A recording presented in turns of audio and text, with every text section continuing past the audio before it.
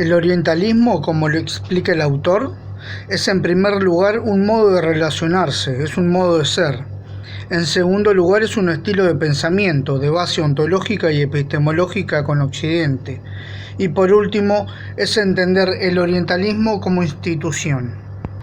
Para Edward Said, el orientalismo es un modo de relacionarse con Oriente, basado en el lugar especial que éste ocupa en la experiencia de Europa. Es también la región en la que Europa ha creado sus colonias más grandes, ricas y antiguas. Es la fuente de sus civilizaciones y sus lenguas, su contrincante cultural y una de sus imágenes más profundas y repetidas de lo otro. Además, Oriente ha sido para que Europa u Occidente se define en contraposición a su imagen, a su idea, su personalidad y su experiencia. Sin embargo, nada de este Oriente es puramente imaginario.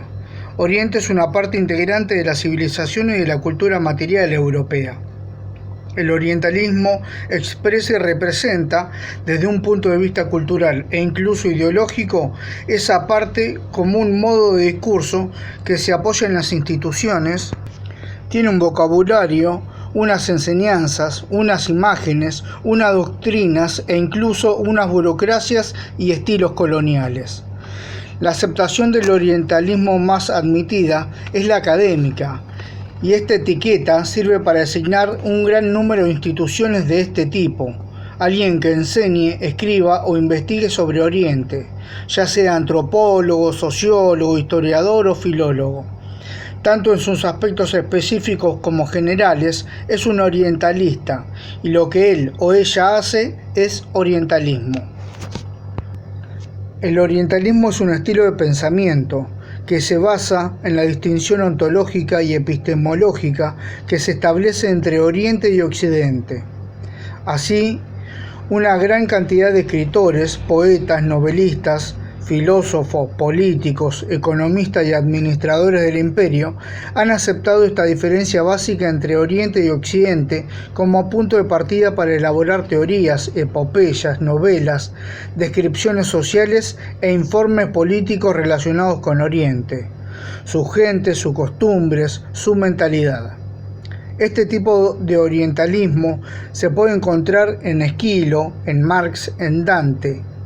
Creo, dice Said, que si no se analiza el orientalismo como un discurso, posiblemente no se comprenda esta disciplina tan sistemática a través de la cual la cultura europea ha sido capaz de manipular e incluso dirigir a Oriente desde un punto de vista político, sociológico, científico e imaginario, a partir del período posterior a la Ilustración. El orientalismo proviene de una relación muy particular que mantuvieron Francia y Gran Bretaña con Oriente, que hasta principios del siglo XIX solo se había limitado a la India y a las tierras bíblicas.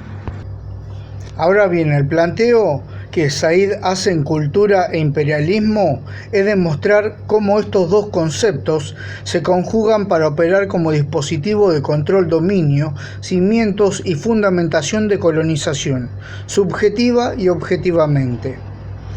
Según el uso que Said le da al término cultura, quiere decir específicamente dos cosas.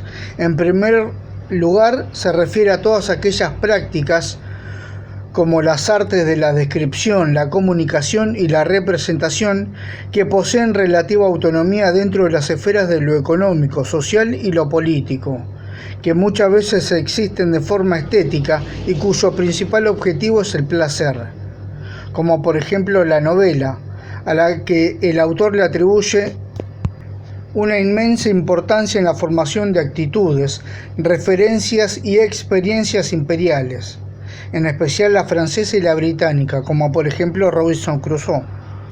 Y, en segundo lugar, la cultura es una especie de teatro en el cual se enfrentan distintas causas políticas e ideológicas.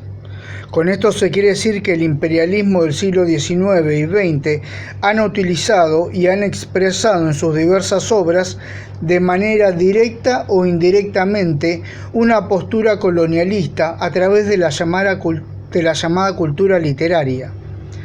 La literatura se presenta como un medio disfrazado de placer, para imponer subjetividades. Y esto se puede apreciar claramente en la obra citada de Robinson Crusoe, como así también en Don Quijote de la Mancha, en Shakespeare, en Dante, entre muchas otras, formando un bloque de coerción y coacción junto a las políticas imperialistas. Con esto el autor critica a lo que comúnmente se presenta como un placer literario, no es más que un plan, entre otros más graves, de dominio.